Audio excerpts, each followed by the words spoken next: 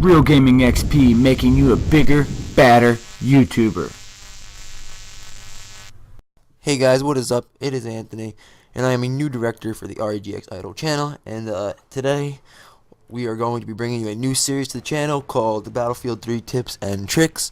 And to start off, for the first episode, we're going to be doing basically the basics, like when it asks you in the loading screen if you'd like to join a squad, you want to click yes. And today that's what I'm going to be talking about, is squadding up. In Battlefield 3, this game is all about teamwork. If you don't have any teamwork or any mic, you're not going to succeed, you're not going to win a lot of games. So it's key that you have a good team, or I should say a good squad, and make sure you guys are communicating.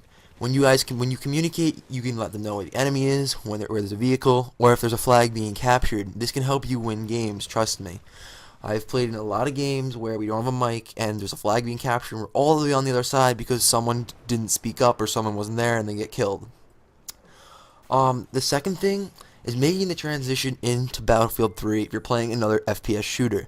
For example, which we would say MW3. If you're playing Modern Warfare 3 and you're making the transition to Battlefield 3, it's going to be quite tough. The controls are not immensely different, but the way the game operates is different.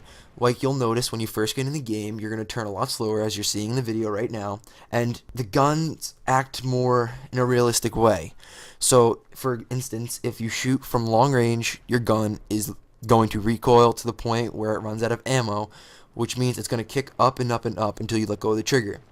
Now, in this game, in Modern Warfare 3, you can hold the trigger basically, and you can kind of keep the gun recoil to a minimum. But in this game, the gun recoil you cannot really control the gun recoil. To lessen your chances of gun recoil, you can actually just burst fire. Burst firing is a must at long range without using heavy barrel. And even heavy barrel is not good for just letting it wide open. When you burst fire, you're taking away the chance of the gun kicking up at you. When the gun kicks up at you, it's going to cause your bullets to rise higher and higher and higher, causing you to miss your enemy. When you miss your enemy, he's going to notice you're firing at him, and he's going to burst fire you. Everyone in this game will burst fire. It's one of the key things you are going to have to do in this game to adjust from Modern Warfare 3. Another thing is the knifing. The knifing in this game is nothing like Modern Warfare 3. You cannot knife someone in the leg and kill them. You cannot knife them in the foot and kill them. In this game, where you knife them is how they're going to die. It basically determines if they're going to die.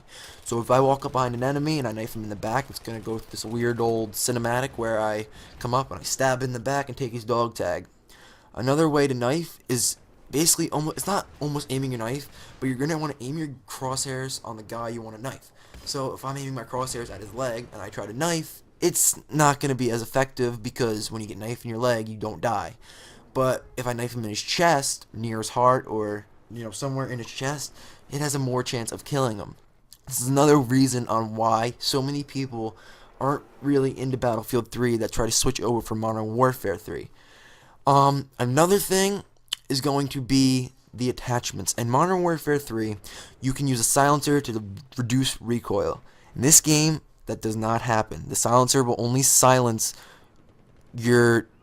basically the sound your gun makes. In this game, silencer, that's all it's good for. But what it is good for in Battlefield 3, not only that, but it's good for when you're playing Conquest and you're in a flag and you have a bunch of enemies, you can easily take them out using a silencer. It is very easy because they will not even hear you or see you coming. But the only backfire is it takes away your gun's range. Taking away your gun's range means your bullet is going to drop faster and it's going to drop more. So if I'm shooting at someone from long range, let's say 400 yards, the bullet's probably going to drop if I'm aiming at their face, and it's probably going to drop to hit them in their leg. And another thing is the sniping. The sniping in this game is immensely different from Modern Warfare 3. In Modern Warfare 3, you can just put the middle of the scope on them and you'll hit them. There is no bullet drop. It has nothing to do with it. But in this game, you need to measure out your increments. It's confusing, yes. It can get annoying at times, but snipers aren't one-hit kills either. That's another drawback. But in this game, you have to measure out your increments. You have to basically determine how far he is and what increment you need to use. Now, I don't know the increments. I normally don't snipe because it's not one of my good things to use in Battlefield 3. But if you do snipe, make sure you know the increments. I mean, I'm not telling you to go look it up on the internet, but at least get a feel for what increment you should try to use. So it's basically like a guessing game when you snipe. That's probably why I don't snipe. And the last thing I'm going to talk about is the shotguns. The shotguns in this game act like real shotguns. The bullets don't just go 20 yards and fall to the ground. That does not happen. These bullets can reach you from anywhere, basically in the map if the enemy can see you. So, I mean, you also have different types of rounds for your shotguns. So you may either be using Dragon's Breath, or you could be using, I think it's a frag round. Frag rounds in this game are the biggest thing you will die by. I'm telling you that right now. You will always get in a game where someone is using the USA 12, I believe it is, and you will always be getting killed by them. Due to the fact that they're so overpowered. They talked about buffing it, but I don't even know if that's coming along.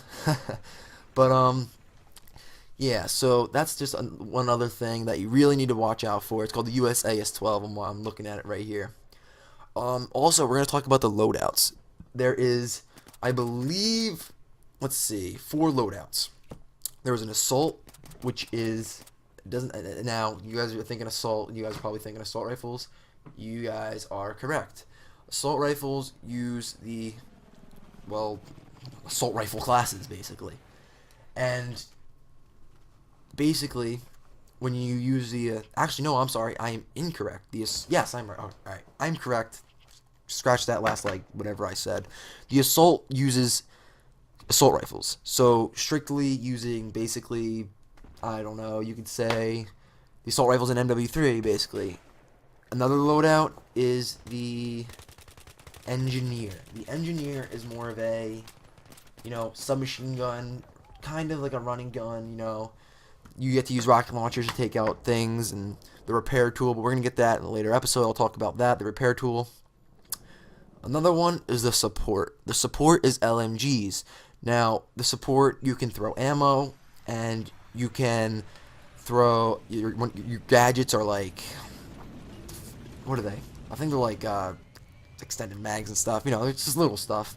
And the last one is your recon, which obviously is the sniper. Now, these loadouts are all different in their way. That's all the time I got for you today. So stay tuned for next episode. Next episode, we are going to be getting into the tank. So stay tuned. You don't want to miss that. I'm out. Peace.